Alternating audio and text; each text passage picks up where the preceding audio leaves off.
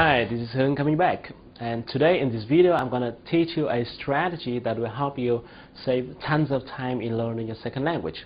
It will bring you a bigger picture about your learning process and help you realize where you're stuck in and what you need to do to make a really powerful leap.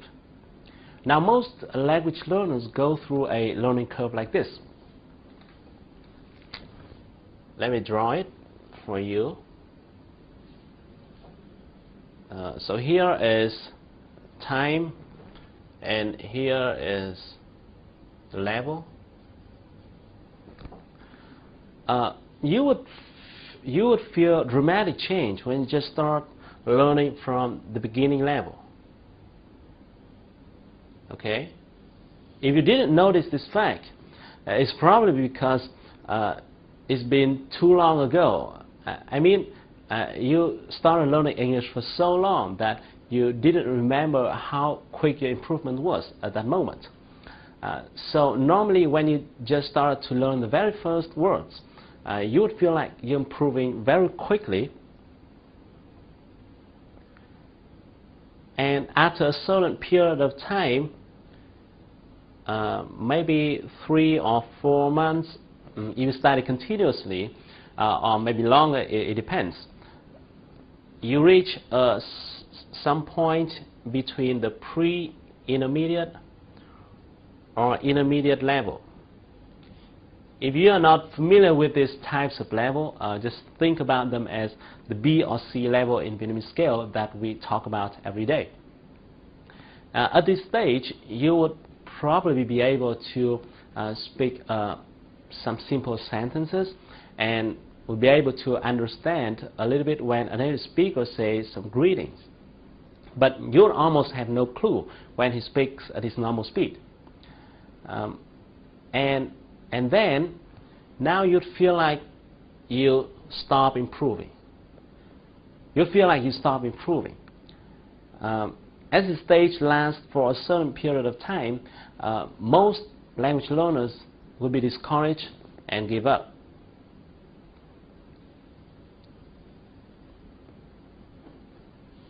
And sometimes sometimes maybe you come back and learn here and there a little bit for a few days or a few weeks, but it's not considerable.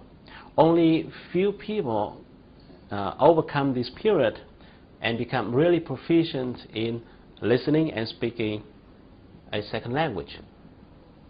So here is going to be advanced or super advanced. This learning curve explains why most Vietnamese people stop at the B or C level, where they just started to speak simple sentences and not yet develop their listening and speaking skills at all. If you are in this situation, in the coming part of this video, I'm going to share with you a strategy that will help you save tons amount of time in struggling with your second language without significant results. And there's an interesting thing here in which when I was studying people's learning processes, I found that most people who have already mastered their listening and speaking skills unconsciously apply this strategy. They're just unaware of it. So in the coming minutes, as I reveal my findings, you would find that it's unexpectedly simple, and then you would learn your second language with great confidence and excitement, just like you are on a long journey, and by the end of the road you saw the destination. By the way, this method is devoted to folks who are in this situation, which means those who have learned English for a certain period of time and have gone through all those basic reading stuff. If you just started out to learn the very first English words, and this one is not for you, just go to some English center and finish your beginner level first.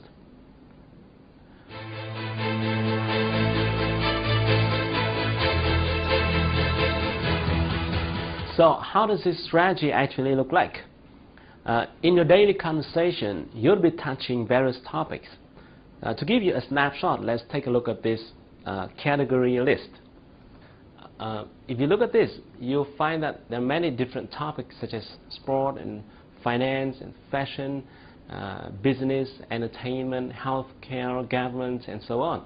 And within each topic, there are some smaller subtopics inside. Now, if I draw a circle to illustrate a topic, then in terms of linguistics, there will be three main parts. The first part is what I call CRW, which stands for category-related words. It contains the words that are frequently used within a certain topic. For example, if you're talking about finance, then the category-related words of the topic finance would be like bank,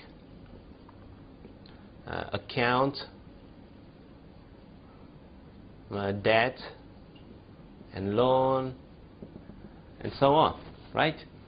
The second part is what I call the CWP, which stands for common words and phrases. These are words and phrases that are used with the same high frequency within just any topic. For example, I and you, to do, to go, like, can, could, and all those common words. And the third part is what I call the CSG, which stands for common structures and phrases. That means the way words are put together to create meaningful sentences. As you change the topic, then this part will change. But the other two parts remain unchanged no matter what topic you're talking about, right? To give you a clearer view, let's take a look at the three following sentences. The first one, I'm going to go to the bank tomorrow. Second, I'm going to go to the cinema next Sunday.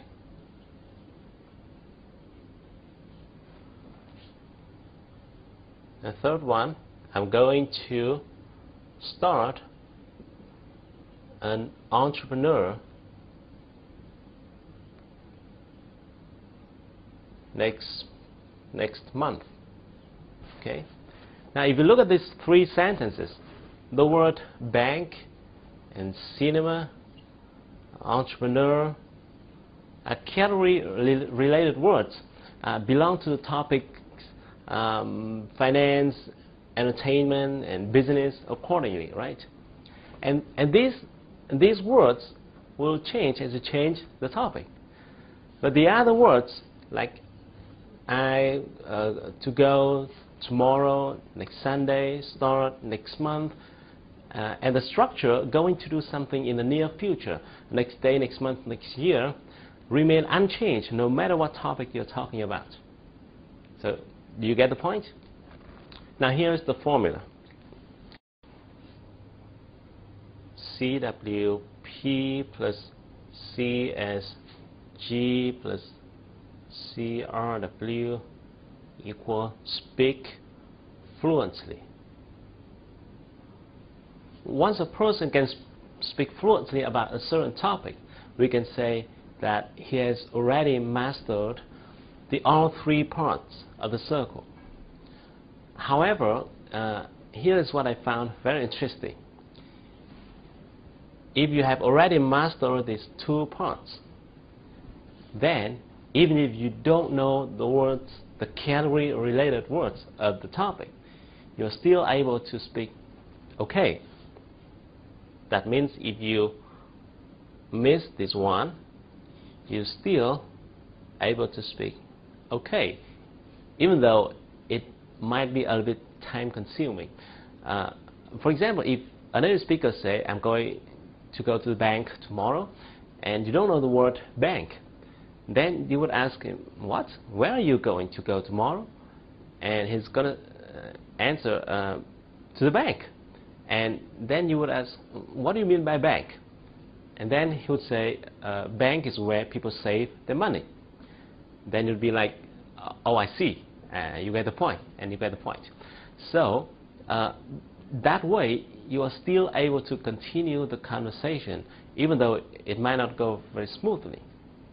However, on the contrary, if you do not master these two parts, and even if you know the words within this part, you are still able, you're still not able to have a conversation. For example, in the previous example, if you know the word bank and you can only hear what bank tomorrow, then you would have no idea what he's talking about and won't be able to continue the conversation.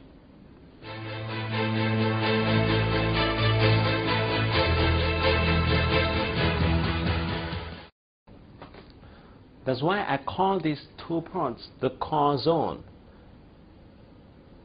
that you've got to master if you want to speak English fluently.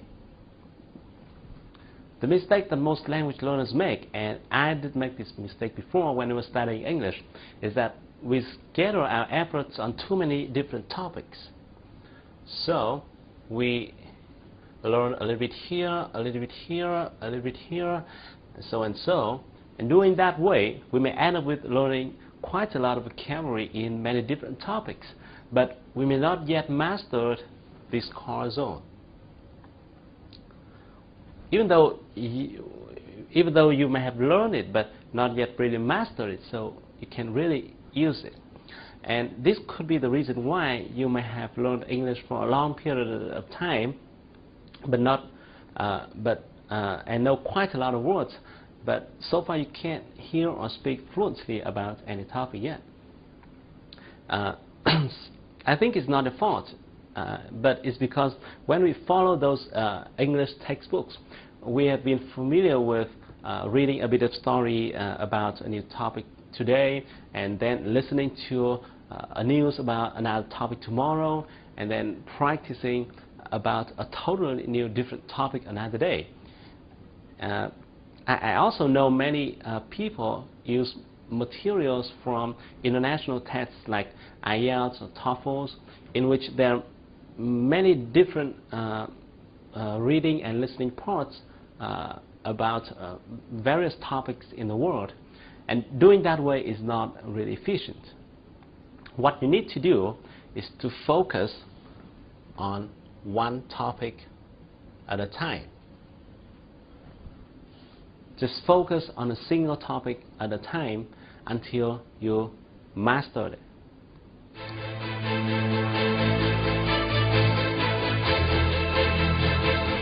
Because as you read and write and listen and speak around one topic, and then you will quickly be familiar with the category-related words of that topic.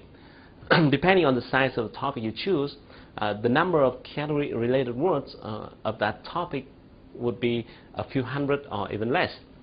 And after getting used to all those category-related words, you will no longer be distracted by too many new words.